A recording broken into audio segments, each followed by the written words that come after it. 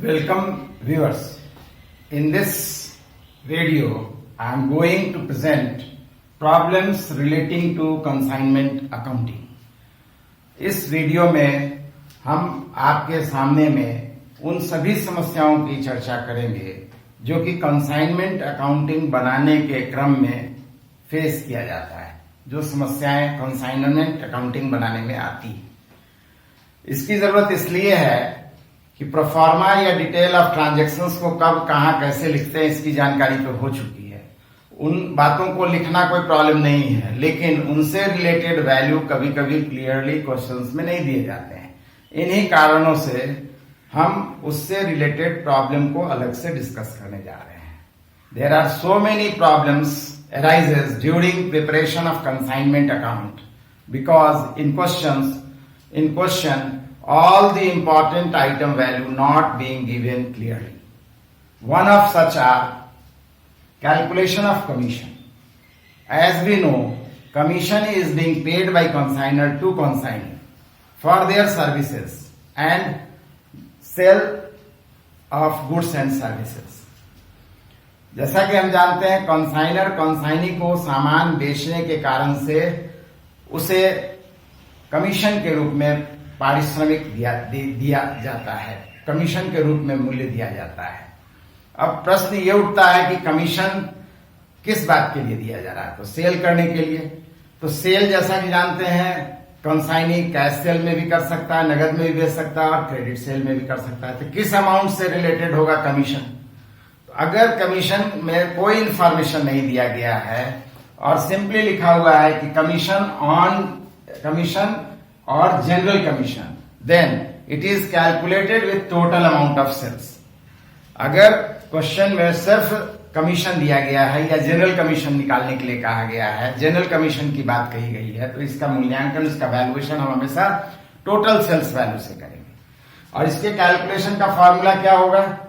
तो कमीशन और general commission amount equal to total sales amount, जो कि क्वेश्चन में दिया जाना चाहिए, दिया रहेगा, into rate of commission divided by rate of commission means rate of general commission divided by 100। इसी तरीके से क्वेश्चन में डेल क्रेडर कमीशन की बात कही जाती है। डेल क्रेडर कमीशन का सिंपल मीनिंग है to promote credit sales if any commission given by consignor to consignee is known as del credere commission. वह कमीशन जो कंसाइनर के द्वारा कंसाइनी को उधार बेचे गए माल के बदले में दिया जाता है, टू प्रमोट क्रेडिट सेल। हम जैसा कि जानते हैं, कंसाइनर का प्रॉफिट ज्यादा से ज्यादा तभी होगा जब ज्यादा से ज्यादा बिक्री होगी। अगर हम क्रेडिट सेल अलाउ नहीं करते हैं तो आज के कॉम्पिटिटिव एज में सेल रिस्ट्रिक्टेड हो जाएगा, कम हो जाएगा। इसी कारण से हमारी कोशिश होती है हमारा अपना सेल बढ़े, और हम इस कारण से कंसाइनी को अलग से कमीशन देने की बात करते हैं, अलग से लालच देते हैं, इंसेंटिव देते हैं कि अगर आप क्रेडिट सेल कीजिएगा तो हम आपको अलग से कमीशन देंगे। लेकिन इसका कतई ये मतलब नहीं है कि क्रेडिट सेल में होने वाले रिस्क की रिस्पॉन्सिबिलिटी हम ले रहे हैं। अब उसके बाद वो समझे कि किसे क्रेडिट सेल करना है, किसे नहीं करना है। अगर उसमें कोई तरह का रिस्क आता है तो वो रिस्पॉन्सिबिलिटी फिर कंसाइनी की हो जाएगी। लेकिन कंसाइनर चाहता है कि हमारा सामान ज्यादा से ज्यादा बिके, इस कारण से इस तरह का अरेंजमेंट करके रखता है कि दिन रात वो सपने में भी सामान बेचने के लिए सोचे। रिजल्ट में उसे और तरह तरह से कमीशन देने की बात कही जाती है। उसी कड़ी में दूसरा कमीशन है del credere commission. Del credere commission का संबंध किससे है? तो क्रेडिट सेल्स अमाउंट से, उधार बिक्री के मूल्य से है, याद रखना है हमेशा के लिए। अब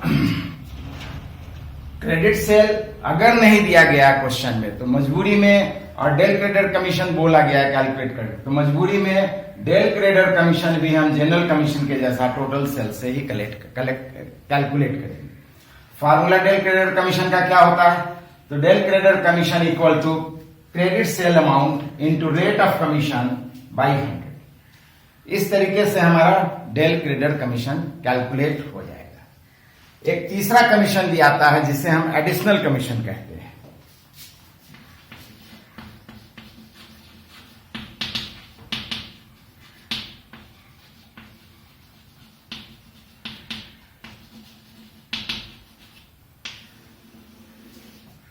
अतिरिक्त कमीशन। जैसा कि हम जानते हैं एक ही मकसद है कंसाइनर का कि कैसे ज्यादा से ज्यादा सेल हो, इसलिए वो अलग से भी बोलता है ये अतिरिक्त कमीशन, ये एडिशनल कमीशन के लिए कोई क्लियर कट रूल या प्रोसेस नहीं है। इसमें डिफरेंट वे हो सकता है। इस तरीके के प्रमोशन के लिए डिफरेंट वे हो सकता है क्वांटिटी बेस्ड हो कि आप इस पीरियड में इतने क्वांटिटी से ज्यादा बेच दीजिएगा तो हम और ज्यादा कमीशन देंगे। हो सकता है रेट बेस्ड हो कि हमारा सेलिंग प्राइस तो ये है लेकिन आप अगर इससे ज्यादा हम बेचते हैं तो हम और अलग से कमीशन देंगे। इस तरह से as per information of the question additional commission being calculated and recorded. इसके लिए कोई क्लियर कट इंफॉर्मेशन नहीं है, फॉर्मूला नहीं हम कह सकते हैं कि ऐसा ही कैलकुलेट किया जाएगा। Next point of problem is in preparation of consignment accounting calculation of unsold stock. बचे हुए सामान का मूल्यांकन एक अगली समस्या है। अब ये समस्या क्यों है? क्योंकि अनसोल्ड स्टॉक मीन्स वैसा स्टॉक जो कंसाइनी के पास बच गया है। कंसाइनी के पास जो सामान बचा है हम ऑलरेडी भेज चुके हैं, कंसाइनी के यहां पहुंच चुका है और उसके बाद रिटेनिंग अमाउंट ऑफ स्टॉक है। नेचुरली इसमें हमारा कॉस्ट जो भेजने में आया उसका भी नुकसान है, या उसका नुकसान नहीं, उसका भी बचा हुआ वैल्यू है। कंसाइनर ने जो सामान भेजने में एक्सपेंस किया उसका भी प्रोपोर्शन अमाउंट निकलना चाहिए, वो भी एक्सपेंस हो चुका है उस पूरे सामान भेजे हुए वैल्यू में।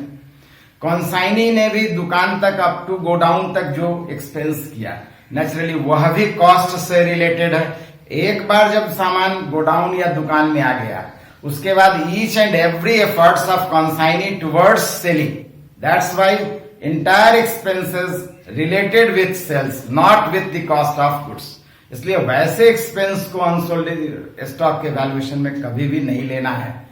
अर्थात हमारे कहने का मतलब कंसाइनी के एक्सपेंस का प्रोपोर्शन लेंगे तो उस कंडीशन में कंसाइनी के कौन से एक्सपेंस को लेंगे? तो कंसाइनी के प्रोडक्टिव एक्सपेंस को लेंगे, रिलेटेड विथ कॉस्ट एक्सपेंस को लेंगे।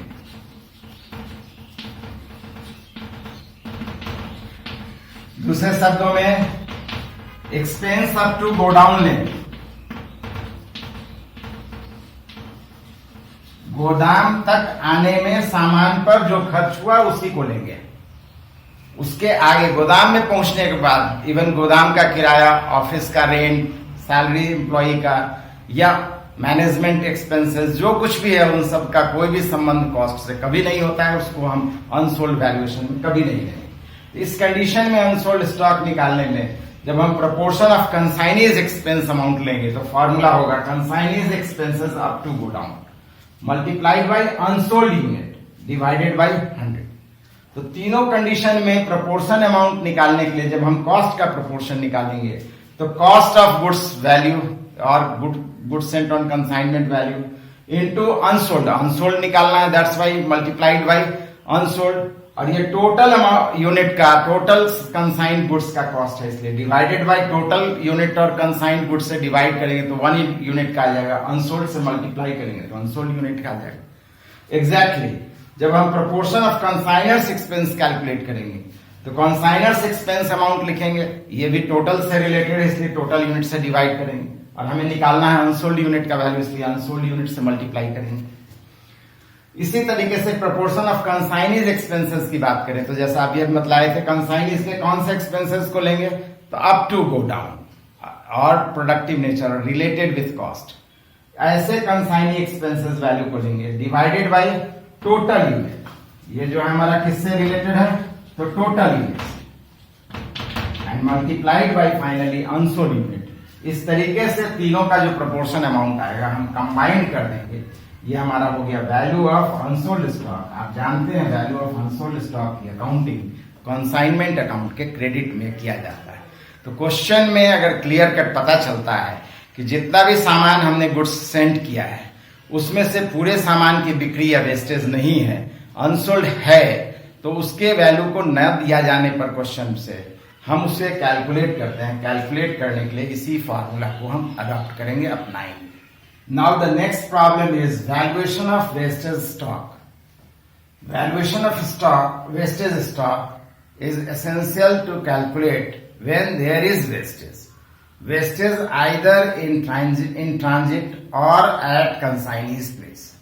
अगर क्वेश्चन में इस तरह का इंफॉर्मेशन साफ साफ है कि भेजने के क्रम में रास्ते में या कंसाइनी के यहाँ पहुंच करके सामान नष्ट हुआ है, तो उस नष्ट हुए सामान का भी वैल्यूएशन करने की जरूरत है। और इसका वैल्यूएशन कैसे करेंगे, तो यहाँ पर भी प्रोपोर्शन ऑफ गुड्स कंसाइंड में से पार्ट वेस्टेज पार्ट नष्ट हुआ है, इसलिए उसका प्रोपोर्शन और शेयर कैलकुलेट करेंगे। साथ ही साथ कंसाइनर्स एक्सपेंसेस का भी प्रोपोर्शन अमाउंट कैलकुलेट करेंगे, क्योंकि रास्ते में नष्ट होने का मतलब है कंसाइनर ने भी अपना एक्सपेंसेस पे कर रखा है। इसी कारण से कैलकुलेशन का फॉर्मूला होगा शेयर इन कॉस्ट और proportion in cost equal to cost value into wastage unit divided by total quantity. इस तरीके से टोटल क्वांटिटी पर यह क्योंकि टोटल वैल्यू है, उसमें हमें कैलकुलेट क्या करना है, वेस्टेज यूनिट वैल्यू, इसलिए वेस्टेज यूनिट का वैल्यू निकल गया। कंसाइनर्स एक्सपेंसेस में देखेंगे उसी तरीके से consignor's expenses amount divided by total quantity multiplied by wastage unit. Wastage means wastage in transit unit equal to जो भी वैल्यू आएगा, इस तरीके से दोनों प्रोपोर्शन वैल्यू को हम ऐड कर देंगे तो टोटल अमाउंट आ जाएगा value of wastage in transit amount, value of wastage in transit amount. और इसकी अकाउंटिंग भी हम जानते हैं, वेस्टेज भी कंसाइनमेंट अकाउंट बनाने की क्रेडिट साइड में हम आपको बतलाया, चाहे इन ट्रांजिट हो चाहे एट कंसाइनीज प्लेस। तो कैलकुलेशन अमाउंट कैलकुलेट करने के बाद लिखने का जगह हमें मालूम है, अमाउंट सही ढंग से कैलकुलेशन की जरूरत है। इसके लिए इस नियम या फॉर्मूला या स्टेप्स को याद रखना है। नेक्स्ट हमारा wastage eight consignee's place. Consignee के यहाँ सामान नष्ट हुआ, तो कॉमन सेंस की बात है, कंसाइनी के यहाँ सामान नष्ट हुआ, इसका मतलब कॉस्ट तो नष्ट हुआ ही, कंसाइनर का एक्सपेंस भी गया, साथ ही साथ कंसाइनी का एक्सपेंस जो अप टू गोडाउन है, जो कॉस्ट से रिलेटेड है, क्योंकि ऑफिस में पहुंचने के बाद, गोडाउन में पहुंचने के बाद उसका हर एक प्रयास सेलिंग नेचर का माना जाता है, इसलिए उसके बाद के एक्सपेंसेस को इसमें इंक्लूड कभी नहीं करेंगे, जैसा कि अनसोल्ड स्टॉक में भी हम किए थे। इस तरीके से तीनों के प्रोपोर्शन अमाउंट को कैलकुलेट करेंगे, हमारा wastage eight consignee's place value आ जाएगा। और इसकी भी अकाउंटिंग हम जानते हैं, कंसाइनमेंट अकाउंट का क्रेडिट में निकालेंगे। प्रोपोर्शन कैसे कैलकुलेट करेंगे, तो टोटल कॉस्ट का प्रोपोर्शन निकालने जा रहे हैं। Total cost amount divided by total unit multiplied by wastage unit in at consignee's place, wastage unit at consignee's place. इसी तरीके से शेयर इन कंसाइनर्स एक्सपेंसेस, इस कंडीशन में भी consignor's expenses amount divided by total quantity multiplied by wastage unit at consignee's place unit. Share in consignee's expense amount, तो share in consignee expense amount में हमेशा याद रखें एक्सपेंस अप टू गोडाउन, उसके आगे के खर्चों को नहीं लेना है। तो consignee's expenses up to godown divided by total unit multiplied by wastage unit at consignee's place. इस तरीके से जो तीनों का प्रोपोर्शन आएगा कंबाइन करेंगे, ये आ गया हमारा value of wastage stock in transit value. इसकी भी अकाउंटिंग हम जैसा कि बताया, वेस्टेज कैसा भी हो कंसाइनमेंट अकाउंट का क्रेडिट में लिखना है। अब एक प्रॉब्लम इस कैलकुलेशन में हमेशा आ रहा है कि कंसाइनी का एक्सपेंसेस की बात करें तो कंसाइनीज एक्सपेंसेस जो है वो डिफरेंट नेचर का होता है, इसलिए उन नेचर में कौन कौन से आइटम को क्लासिफाई करेंगे, हम शामिल करेंगे, इंक्लूड करेंगे, इसकी जानकारी भी जरूरी है। तो कंसाइनी एक्सपेंसेस में एक एक्सपेंसेस होता है up to godown. Up to godown में कंसाइनर के पास से सामान भेजने के बाद कंसाइनी के यहाँ रेलवे स्टेशन या ट्रांसपोर्टेशन एजेंसी में आ गया, वहां तक का खर्च तो कंसाइनर का खर्च है। उसके बाद वो वहां से अनलोडिंग करेगा, अपनी गाड़ी में, अपनी व्हीकल में लोडिंग करेगा, कैरेज एंड फ्रेट चार्जेस देगा। इस तरीके से वेजेस चार्जेस, कैरेज चार्जेस, या अप टू गोडाउन का अगर क्लियर कट इंफॉर्मेशन हो कि इंश्योरेंस पे करना पड़ रहा है, अगर क्लियर कट इंफॉर्मेशन है तब ऐसे एक्सपेंसेस को हम इंक्लूड करेंगे अप टू गोडाउन एक्सपेंसेस में। और गोडाउन एंड ऑनवर्ड्स एक्सपेंसेस में कौन कौन सा एक्सपेंसेस आएगा, तो जैसा कि जानते हैं गोडाउन में आ जाने के बाद गोडाउन का रेंट, ऑफिस का रेंट, ऑफिस स्टाफ की सैलरी, ये सभी एक्सपेंसेस गोडाउन एंड ऑनवर्ड्स है, या सेलिंग एक्सपेंसेस, इवन कॉन्साइनीज एक्सपेंसेस, सिर्फ कॉन्साइनीज एक्सपेंसेस लिखा है, नहीं क्लियर कट लिखा है कि आपको गोडाउन से रिलेटेड है या आफ्टर गोडाउन है। तो चूंकि कॉन्साइनी का एक ही ऑब्जेक्टिव है, हाउ टू सेल, इसलिए इससे रिलेटेड सभी एक्सपेंसेस को हम सेलिंग नेचर का ट्रीट करेंगे और इसको हम अकाउंटिंग में अप टू गोडाउन के बाद का एक्सपेंसेस मानेंगे, वैल्यूएशन में नहीं लेंगे। तो इस तरीके से rent, insurance, office expense, salary, consignee's expense, indirect expenses, इस नेचर के एक्सपेंसेस को हम इसमें शामिल करते हैं। Thank you.